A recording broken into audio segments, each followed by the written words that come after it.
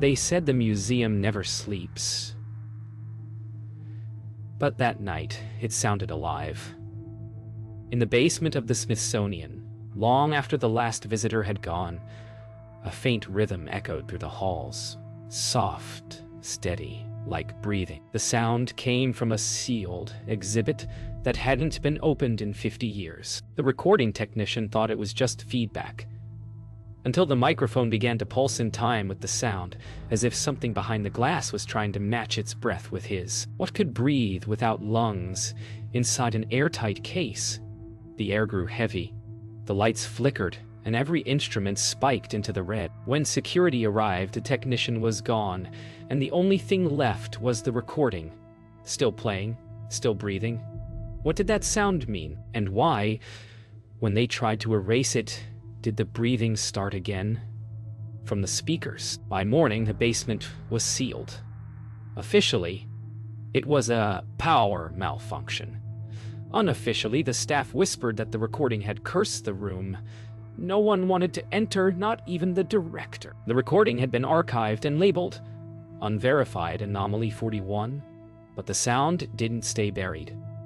Every night after 3 a.m., the same rhythmic static was heard on the museum's closed-circuit feed, the same pulsing breath. And when a new technician was sent to inspect the system, his mic began picking up faint words under the static, like someone whispering from inside the sealed exhibit, calling his name. Angela spent hours listening to the tape before she noticed it. A faint heartbeat mixed with the static. Slowed down, it matched the pulse of the old museum clock in the East Wing, a clock that hadn't worked since 1974. She followed the trail through archive files, searching for Exhibit 7B, but each document ended abruptly, pages missing or blacked out. The only name that appeared was Anhur. No one could say what that meant. Yet when she whispered it aloud, the lights above her flickered 3 times, and the tape began to rewind itself. The security footage from that night was reviewed frame by frame. At first, nothing unusual, until timestamp 237:14. The camera facing the sealed exhibit caught movement, a faint shadow shifting across the glass from the inside. Then, for a single frame, the shadow looked like Daniel, his mouth moving, as if gasping for air. But the last known location of his body was listed as unrecovered. Angela froze the frame, enhanced the contrast, and saw something else reflected behind him. Another figure, not human, standing in the dark. Angela knew she had to tell someone, but when she reached for her phone, the line was dead. The lights dimmed, her reflection flickered in the monitor, and the breathing started again, louder now, closer. She turned toward the door, but it wouldn't open. The last thing she saw was her own reflection in the monitor turning toward her, smiling faintly as the static built to a scream. The recording kept running long after the room fell silent. Somewhere below, behind the sealed glass, something new exhaled for the first time. 2 days after Angela vanished, the Smithsonian basement was officially shut down for renovation. But those who worked nearby swore they still heard the sound, a deep, steady breath echoing through the vents. Samuel North, a curator of ancient artifacts, was called in to review the sealed exhibit before it was transferred off-site. He dismissed the rumors as hysteria until he found Angela's security badge lying in the dust, right beside the case marked Exhibit 7B. The air around it felt wrong. Thick and humming, as though it remembered every voice that had spoken its name. He hit play on the old reel-to-reel. The tape spun once, then twice. Then softly a whisper emerged. Let it breathe. Samuel took the tape to his office, determined to debunk the myth. He digitized the audio, layering the frequencies, expecting to find machine interference. But what he discovered was a second voice buried within the breathing, one that spoke fragments of a language older than any he'd heard. It repeated 3 words again and again, growing louder with each playback. The translation chilled him. Return the air. When he stopped the recording, the waveform kept moving, as if the sound continued beyond the file. Then came the whisper. Not from the computer, but from behind him. That night, the museum's alarms triggered twice. Security found no intruder, yet the motion sensors traced the path of something moving from the basement to the archives room, through walls and locked doors. Samuel followed the readings himself, guided only by the faint sound of breathing echoing from his handheld recorder. The deeper he went, the colder the air became until frost began forming on the concrete. At the heart of the archives, he found another sealed case, identical to Exhibit 7B, but unmarked, and inside, resting in pale light, was a reel labeled Anhur 2. The new tape contained no sound, just silence. But when Samuel played it backward, faint words began to emerge. The breath you took was borrowed. His hands shook as the lights around him began to dim. On his computer screen, the waveform formed the outline of a face. Human, but shifting constantly, gasping for air. Every speaker in the room began to pulse. The sound wasn't playing from the tape anymore. It was breathing through the building. When the museum opened the next morning, Dr. North's office was empty. The computers were still running, the reel spinning endlessly. Only one file remained on his desktop, saved 5 minutes after the last known recording. Exhibit 7C, active. In the basement where the old case once stood, a new one had appeared, perfectly sealed, labeled with his name. Inside, faint condensation bloomed against the glass in slow, steady rhythm, like something learning to breathe again. 3 weeks later, the Smithsonian's insurance investigators arrived, led by Claire Donovan, a forensic auditor known for uncovering institutional cover-ups. The official story claimed flooding had damaged several exhibits, but when she entered the restricted basement, the air was too cold, too still. She could smell iron and dust, and beneath that something faintly organic, like breath trapped in glass. Files on Exhibits 7D and 7C had been wiped clean. Only fragments remained, magnetic readings that formed heart-like pulses. Claire didn't believe in curses, but the basement didn't care what she believed. It only wanted listeners. Claire replayed the recovered security feeds. Each showed the same moment from different angles. Dr. North standing before the glass case, his reflection moving seconds too late. In one frame, his reflection blinked after he turned away. She zoomed in, frame by frame, and saw the reflection breathing even when he stood still. Then the feed glitched, and for one frame, his reflection smiled directly at her. The sound system hummed, and her recorder picked up a faint whisper. "You're next." Determined to understand the anomaly, Claire visited the museum's sub-basement storage, a restricted zone filled with crates from long-forgotten expeditions. She found an ancient inventory log naming the Breath of Anhur as an artifact excavated from Egypt in 1924, reportedly part of a tomb where air still flowed inside a sealed chamber. The note ended with a line underlined twice. "The breath must not be stopped." Claire's flashlight dimmed, and she heard the familiar rhythm, not from the tape, but from behind the wooden crates, steady and human. Inside the crate, Claire discovered a small clay jar sealed with wax, marked with a spiral symbol. Beneath it lay a yellowed paper tag. "Contains last breath of the Anhur chamber." She reached to lift it, and the wax cracked open. A hiss escaped, soft as a sigh, and her flashlight flickered out. The room fell into pitch blackness. For 6 seconds, the only sound was breathing, hers, and something else matching it perfectly. When the lights returned, the jar was gone. By morning, the museum's upper floors filled with static from unseen speakers. The sound technicians reported rhythmic interference traveling through every electrical line. Claire, reviewing her recorder, found something chilling. Her own voice whispering the same words Daniel and Samuel had heard. "Let it breathe." Her final note in the case file read, "It's not air, it's memory, and it's spreading." Security found her recorder still running in the archives later that night. The last sound was a single inhale followed by silence. 2 months passed before anyone dared enter the Smithsonian's lower levels again. Officially, they said the basement was being dehumidified. In truth, engineers were trying to understand why the air pressure fluctuated every night at 3:11 a.m., as if something inside the sealed exhibits was inhaling and exhaling. The board called in an external investigator, Marcus Reed, physicist specializing in acoustic anomalies.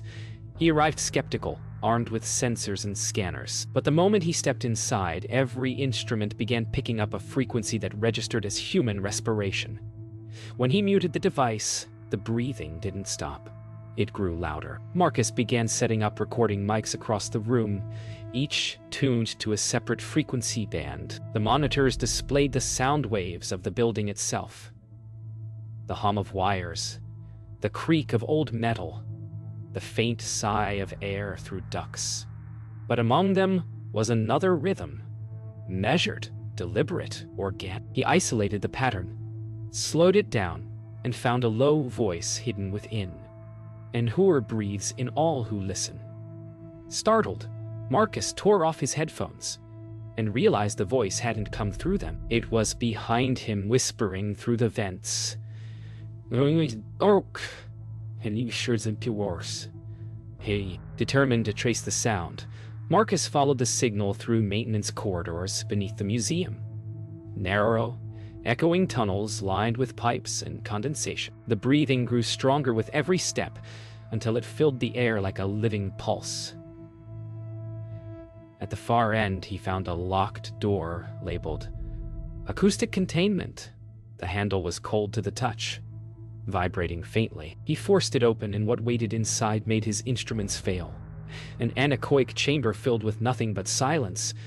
Yet even in that dead quiet, he heard someone breathing right beside his ear. Marcus placed his recorder in the center of the chamber and sat quietly, determined to capture the phenomenon. For several minutes, there was only silence. Then a single exhale broke through. The temperature dropped instantly, fog blooming from his breath. "Who's there?" he whispered. The answer came as a distorted echo of his own voice. "I am." His heartbeat quickened. Every microphone began recording, without input. The waveform on his laptop mirrored his pulse, until a second, slower rhythm appeared underneath, syncing perfectly with the building's earlier readings. 2 heartbeats, 2 breaths, 1 missing body. Marcus's final transmission was short, a single line spoken in a whisper. "It's moving through the walls now." When the response team entered an hour later, the chamber was empty, but the recording still played. The breathing now echoed through the museum's entire ventilation system, cycling endlessly through every exhibit room.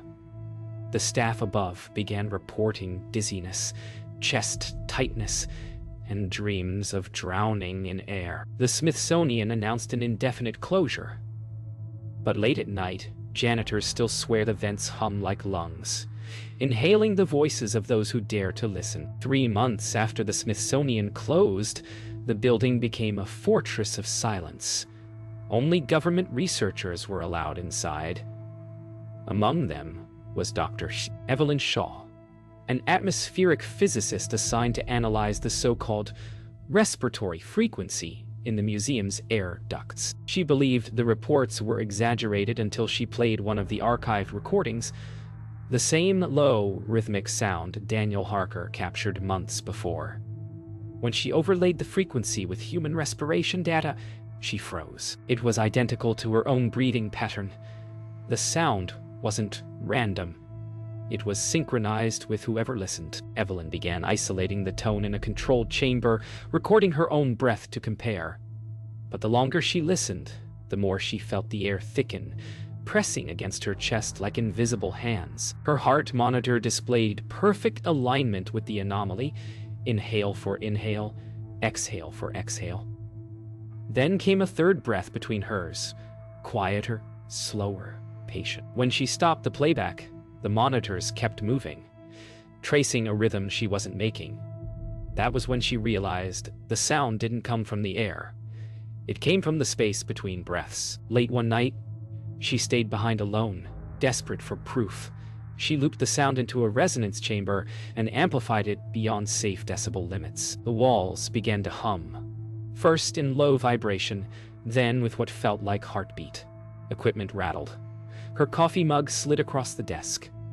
Through the rising frequency, Evelyn heard voices, layered, countless, whispering names. Daniel, Angela, Samuel, Marcus, all overlapping into one unending breath. The lights blew out, plunging the room into pulsing dark. When the frequency peaked, the speakers ruptured, expelling a cloud of freezing mist, shaped like a human silhouette. The following morning, technicians found the resonance chamber sealed from the inside. On the monitor, a single file played on repeat. Anhur, breath, loop. The waveform no longer showed frequency waves. Instead, it formed the outline of a face gasping for air. The oxygen sensors in the building began to drop even though no leak was detected. It was as if the air itself was being inhaled by something unseen. In the lab's mirror panel, condensation appeared from within the glass, blooming slowly outward in perfect rhythm with the missing scientist's last recorded breath. Weeks later, a memo quietly circulated through the agency overseeing the Smithsonian.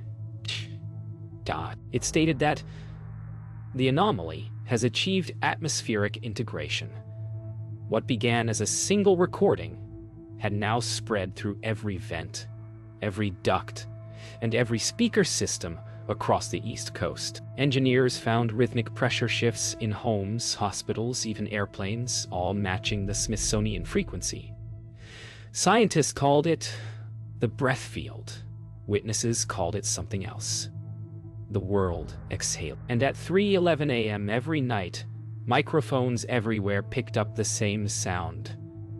A slow inhale, a whisper of words, and then silence. 6 months after the breath field first appeared, the world had changed. Atmospheric scientists could no longer explain the synchronized pressure pulses that swept through cities at night. Radios caught it, trees moved with it, and even the oceans seemed to rise and fall in rhythm. The Smithsonian remained sealed, guarded by armed teams under orders not to enter. But one of them, Lieutenant Mara Keene, heard something through her earpiece during a night patrol, a whisper beneath the static saying her full name. Then, faintly, a soft inhale. She aimed her flashlight toward the museum doors. The metal rippled, as if the building itself was breathing. The command center instructed Mara to ignore the anomaly, but she couldn't. Every night, the whisper grew clearer, calling her closer. One evening, the sound changed. It wasn't just breathing anymore. It was her own voice repeating, "Come down." Against orders, she entered through a maintenance hatch, descending into the cold, airless dark of the base. The deeper she went, the stronger the pulse became, matching her heartbeat. At the bottom, the air shimmered faintly, and a new glass exhibit stood where Seventh once was. The label read, "Exhibit 7. Pending occupant." Inside the glass, the condensation began to form, one slow ring at a time. It wasn't random. It traced the outline of a human body, starting at the chest and spreading outward. Mara whispered, "Who are you?" And the fog pulsed once, exhaling toward her. Her radio burst with static, and through it came the overlapping voices of every missing person.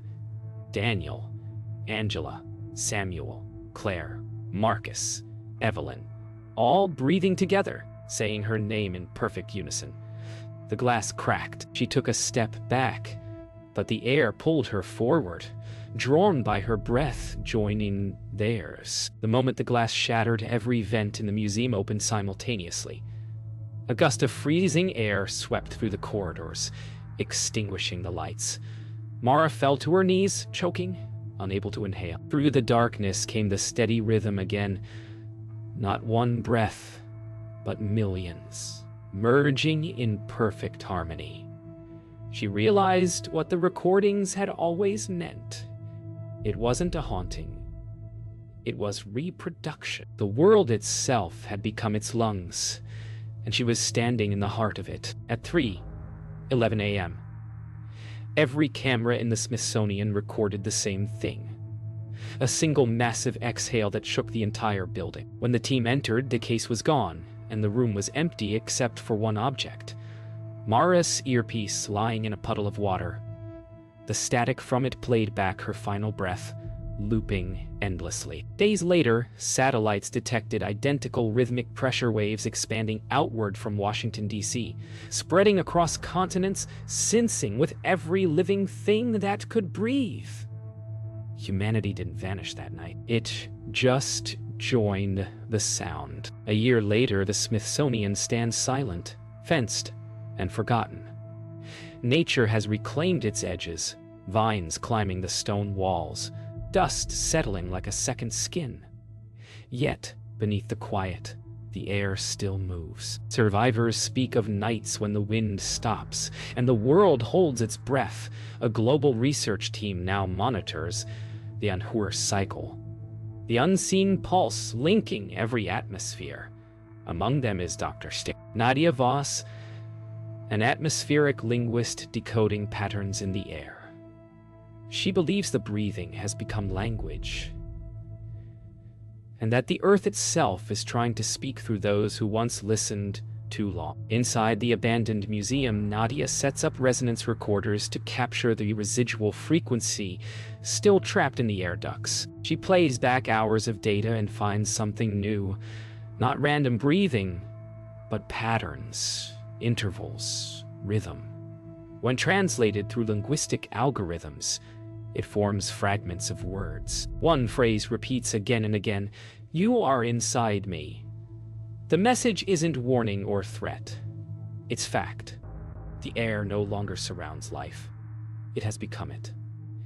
And every exhale returns to the same endless voice. Nadia follows the remaining signals to the basement, where she finds a corridor she doesn't remember from the blueprints, newly formed, as if the building had grown it. The air hums softly, pulling her forward. Along the walls, condensation outlines faint silhouettes like human figures mid-inhale. She whispers, "What do you want?" The air answers by pulsing gently around her, and for a moment she feels warmth, as if the museum is welcoming her home. Somewhere deeper within, something exhales. The sound is human. The voice is hers.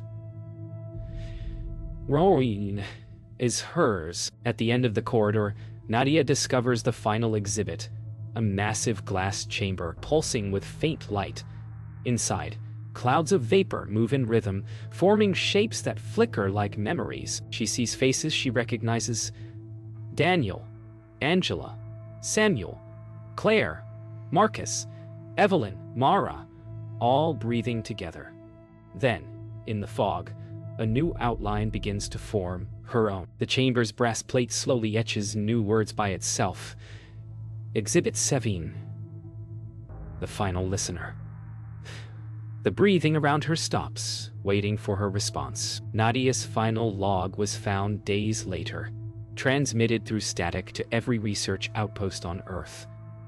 Her last words were calm, almost reverent.